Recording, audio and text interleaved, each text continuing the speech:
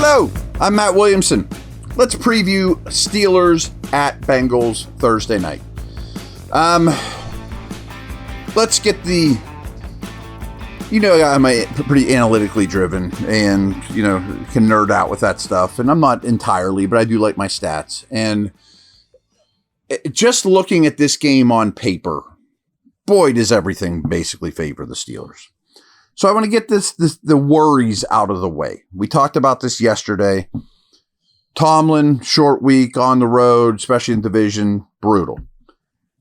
Tomlin aside, short week on the road, division, scares the heck out of me. When the schedule was released, I did a show, and I assumed Burrow would be playing, but I immediately thought, oh, that's terrible. Short week in Cincy. You're doomed. I mean, that's a awful scheduling situation. And that's part I still believe, but this team's a lot worse than I expected to be, the opponent. But I think there is absolute value and credence to a proud team that's won a lot of football games over the last couple of years. I know their quarterback's not there. With every eye in America on them. At home, short week. I do a show on DV with Merrill Hodge, and he always says, don't discredit a embarrassed professional athlete. These guys are all good. They could bring their best game and win. And that part scares me too. All that stuff I just said. As does Chase and Higgins. That if you're going to be super aggressive with blitz, and maybe they'll dial it back. I don't know. We'll talk more about that. That a professional quarterback who played better as his first game, and since he went along, he was much better late in the game than he was at the beginning versus the Packers, could sting you several times with Higgins and Chase. I really think that if the Bengals win this game, unless the Steelers turn the ball over like 5 times or something, those two, you're really happy were in your fantasy lineup. And maybe he's beaten blitz and he shrugs off a tackle and they take the house, or, But really, and that is scary. Those two receivers are awesome, especially Chase. And all the pride stuff. And that stuff, okay, is certainly concerning, as is every NFL game. But in a minute here, we're going to talk about all the other things. And basically all the other things favor the Steelers.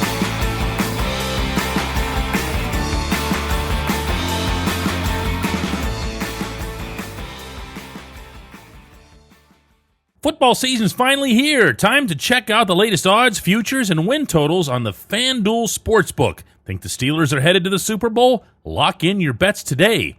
Whatever your game, FanDuel Sportsbook delivers the latest lines, futures, and specials, so you can join in on all the action.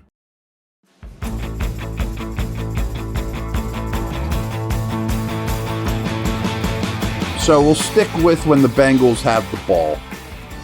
They don't run the ball much. I mean, they're the highest percentage of pass in the league. And I don't think that's going to change based off last week. Flacco had more pass attempts than any other Bengals quarterback in any game this year. And Chase Brown's role is getting reduced. And their offensive line flat out isn't very good, but it's not very physical. They don't move people particularly well. They don't play with a real edge, but they also don't protect all that well. But if I were them, I would lean more into Chase Brown in the run game, shorten the game, as opposed to the way they play, which, hey, that's fine. A note, too, they live in 11 personnel. There are 3 receivers on the field with Yoshivas, who's a pretty good number 3. He can run. He's a quality player. But none of their guys are good pass protector helpers. Their tight ends are Gesicki, who's hurt. Fant. I mean, yeah, they have others, but they want more receiver than blocker at tight end. And that's one of the reasons Chase Brown's role is getting reduced, is P. Ryan's at least a dependable third down back that can help chip and protect.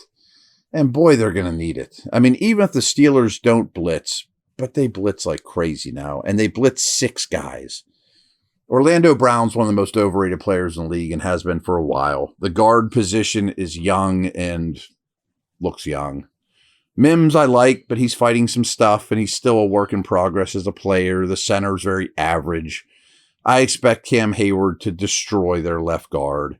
I expect Herbig, Highsmith, and Watt to consistently win in the pass game as well as the run game. Not to mention blitz pickup and how well versed is Flacco with all the protection adjustments. I know he's smart and experienced and wise, but he's new to the team. I mean, very new to the team, and still only gets like one more practice for this game than he did against the Packers. So yes, their receivers could be lethal because they're super talented, but I don't like the process of how they're going to get them the ball and protect it or lean on a run game. The other side of the ball is just as bad for them. Now, I think the Steeler defense is a lot more threatening than the Steeler offense, but the defensive line is okay. It's really not their problem. It's okay. I mean, they're okay against the run. Their linebacker play is horrific, though. I mean, they drafted 2 off-the-ball linebackers, and they're playing them both pretty exclusively right now. And they drafted 2 guards, which tells you how bad those positions were. And the draft has not yet, or maybe ever, who knows, fixed those positions. Their off-the-ball linebackers get manipulated a lot. They don't yet understand the speed of the game. Rookie linebackers generally have a really tough time early in their NFL career, and these guys are. They look like they were not super excited about tackling Josh Jacobs last week. Safety play isn't much better. I think the Steelers can run, and even with, probably with Anderson and Washington on the field. And the other thing I meant to say earlier is this team doesn't score any points early in the game. Like, they were shut out against the Packers. I think it's 4 weeks in a row that they've scored 3 points or less in the first half. And yes, a lot of their production lately, and they don't have a lot of production lately, has been garbage time. But I will say Flacco looked more comfortable as this first game in Green Bay went along, and the fourth quarter was much better than early. The first half, he looked like, why would they trade for this guy? He looks terrible. Looked like he did in Cleveland. So my point is, I'm not sure that the Steelers have to take a lot of risks with the football, nor will Rodgers put the ball in harm's way. But they can run, even if it's 3 and out, and you're putting money in the bank if body blows in the run game. I would be really shocked if the Bengals start to have a 17-3 lead at the half or anything like that. The recent history doesn't show that's who they are at all. Their corners are okay. I like Turner. He's one of the bright spots on the defense. First round pick out of Michigan a couple years ago. The rest of the corners are pretty rough. The other guy's bad. Turner is a really good corner in the making. So maybe avoid him to some degree, but it's not like the Sauce Gardner week 1, just don't throw his way situation. I would hope that they help on Metcalf more than the Browns did for their sake.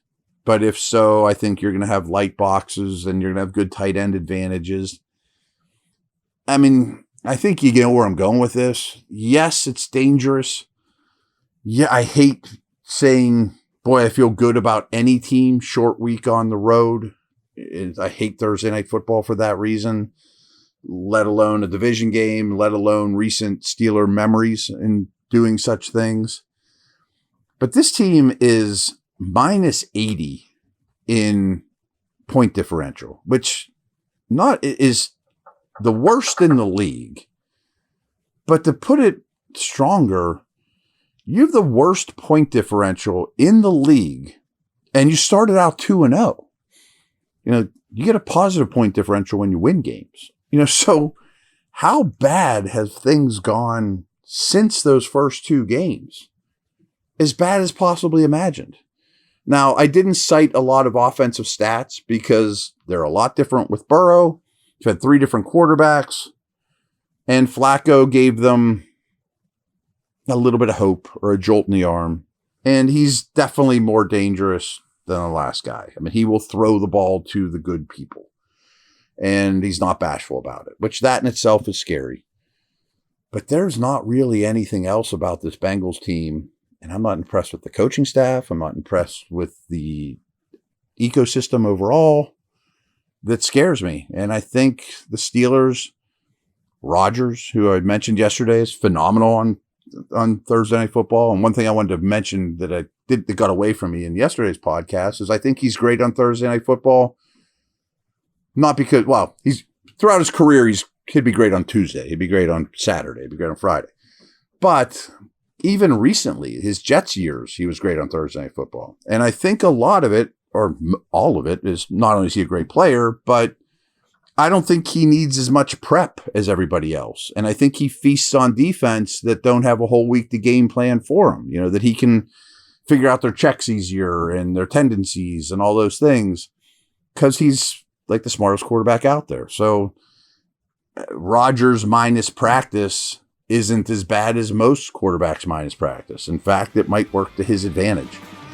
So for all these reasons and more, I have the Steelers win this game 24-10. All right, everyone. I will get back to you post-game. Over and out.